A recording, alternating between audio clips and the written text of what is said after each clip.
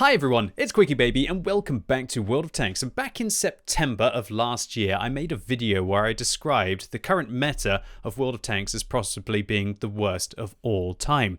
Now, I wanted to stress, and I should in this video as well, that that was my experience of ranked. Firstly, dropping it down to 10 players, the fact that all of the high explosive changes, the artillery changes had made it so pretty much everybody was only playing heavy tanks and medium tanks, and how boring it would be to play a two-class game, and to see if that would start to slip over into the random queue and become a meta there as well. And in today's video, I want to ask the community whether that hull-down heavy tank meta, which became so prevalent inside the ranked battles towards the latter part of last year, has slipped into the random queue as well. And I also want to take it one step forward and challenge Wargaming as to why they continue to make changes to the game that just benefit already the most competitive vehicles, which are hull-down, fast, heavy tanks. Now you could argue that that's quite a bold claim. What exactly have Wargaming been doing, and how are they showing that they're almost kind of pushing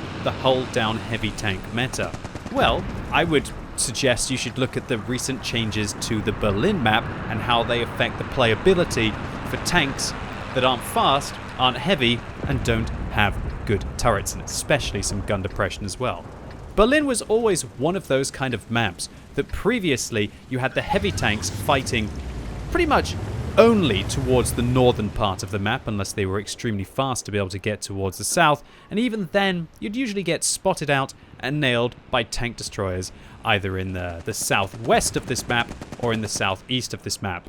Now, Wargaming have substantially changed Berlin, so the center of the map is not nearly as good as it was previously, and I don't really feel that it was overpowered previously, because they've added in a whole section towards the south. And this southern section has a whole series of undulations which are perfect for hold-down meta heavy tanks, for being able to just lock down the play.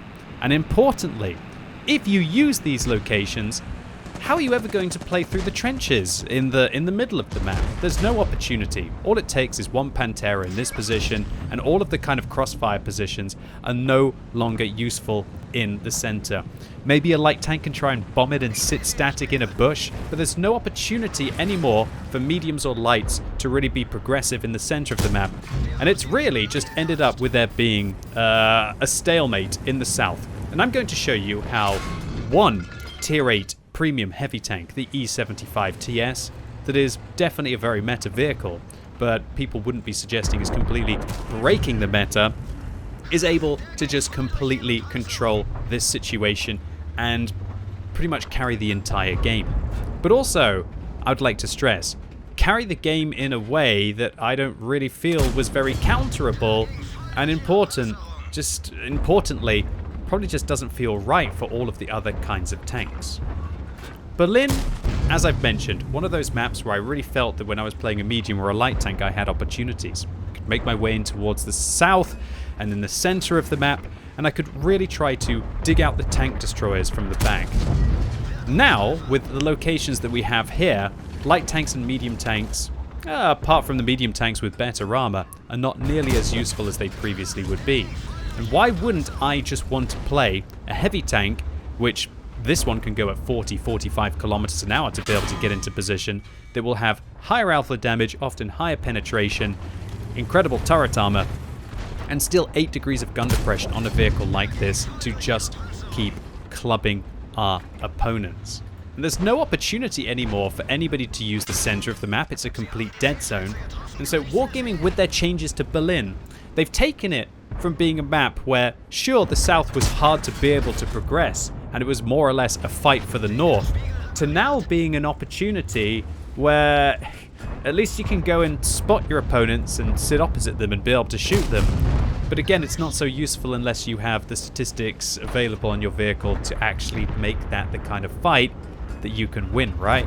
And it's going to be those heavies, it's going to be those hold-down heavies, or the exceptionally well-armored medium tanks like the 122 TM that are going to excel in these situations, outside of very few tank destroyers, possibly something like a T-30. So right now, we are just sitting here. I don't feel like there's too much threat. We've dealt with the most dangerous tank destroyer on the enemy team in the form of the ISU-152K, and right now it's just been a case of waiting for my top team in the north to be able to win. And all I have to do is just sit here and keep clicking anything that's been spotted out.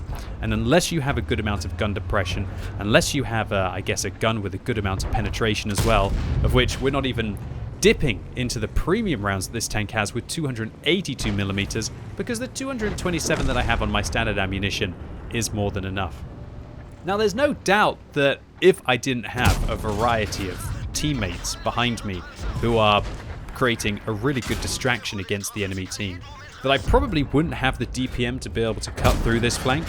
But this tank, it kind of has the DPM as well. Not nearly as much as the Renegade on the enemy team, who we can see is finally going to have to try and venture forth. And the mistake that the enemy team have made so far is that they really needed to try and overwhelm me and overwhelm this flank before the north was won. But here's the tricky thing in World of Tanks. You can't just say you need to push quick to be able to actually take the fight. And what the Renegade is doing here is the correct play. He's doing exactly what he needs to do, but he's doing it too late. He's advancing forwards, he's attacking, but what happens when you drive against a vehicle that's got good alpha damage and fairly okay DPM? You get shut down.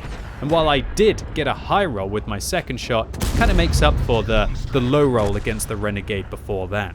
Fortunate, definitely fortunate to be able to finish off the Renegade before he's able to apply some pressure from the side, but they've just created these defensive locations that just encourage somebody to be able to sit and don't really encourage people to be able to either spot or people to be progressive, at least with regards to their attack.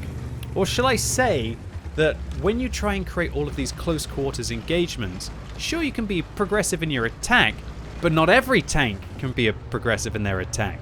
It's the Soviet vehicles that will be able to dominate locations like this when they actually comes to having to make the push. But more often than not, you've got something like an Emil or something like a Kranvan or a VZ-55 or any of the Czechoslovakian auto-loading heavy tanks.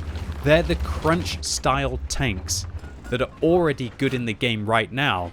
So my question to Wargaming is, why would you feel the need to effectively destroy Berlin for all of the light tanks and all of the medium tanks, especially the more lightly armored ones, from the center of the map and just turn it into another cookie cutter hold down fight where the southern position, with no opportunity to be able to flank it because you can't get any further south on the edge of the map, no opportunity to be able to stop the tanks from just digging in there, and really no opportunity to be able to counter just great hold down tanks from completely dominating their games. And so what we've really found on the Berlin map now is that Wargaming took the northern meta of this map, where really it's your hold down heavies with, I guess, some kind of opportunities to be able to counter them as they push through the center of it, and replicated it also towards the south. It's almost as if they've kind of just mirrored the north and the south.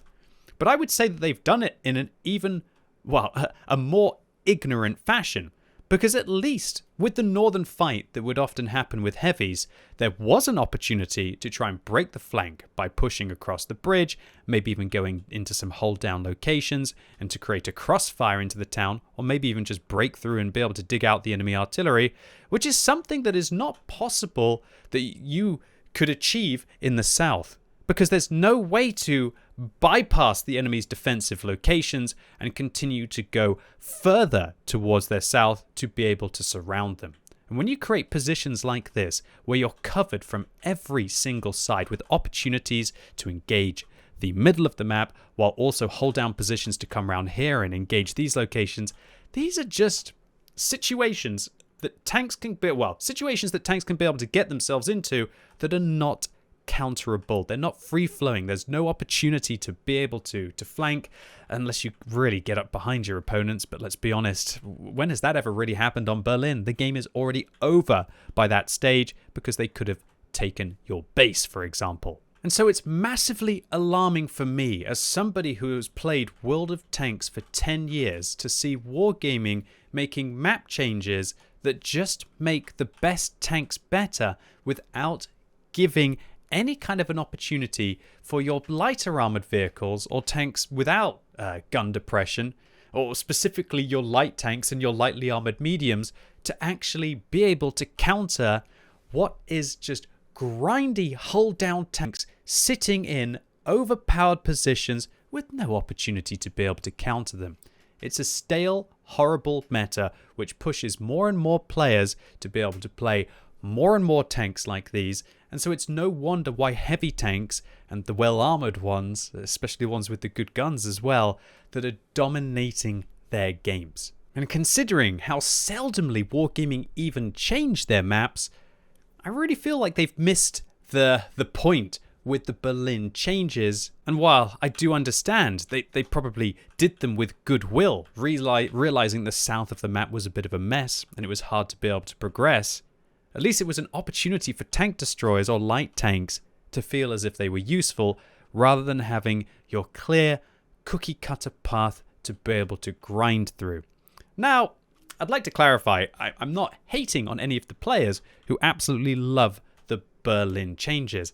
And I do expect the kinds of players who love the Berlin changes are the ones who will be wanting to use the better turrets and the higher amounts of gun depression. But as somebody who has been playing World of Tanks for a decade and loves the fact that there's a wide variety of vehicles in the game that makes each time you play the map feel a little bit different, I am incredibly concerned that if Wargaming only make maps that suit heavy tanks and they change maps where you feel that at least you had a chance previously, to being in a situation where I don't feel like I have so much of a chance, that it's going to become a self-fulfilling prophecy.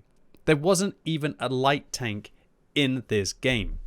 And I don't know about you, but I'm having far less fun playing my light tanks than I think I ever have done in World of Tanks.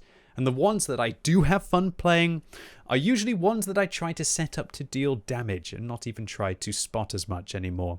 Of course, outside of when you manage to get those god tier scouts with Commander's Vision systems on Malinovka and Prokhorovka. So an ace tanker for our E75 TS here for a nonchalant 6.5 minute round on the newly revamped Berlin map. This was 6,500 damage, 1,786 base experience points, and 6 kills. We get a steel wall medal, a high caliber, and a top gun. But I'll be honest, I didn't really get all that much of a sense of satisfaction from this game. It just felt like I took a strong tank into a good position and shot vehicles that were not really able to deal with my superiority in that situation. And that's why I wanted to make this video today. Because eventually, when people cotton on that to be dominant in those situations, that you have to play tanks like this, they're probably going to end up being the only tanks on the battlefield.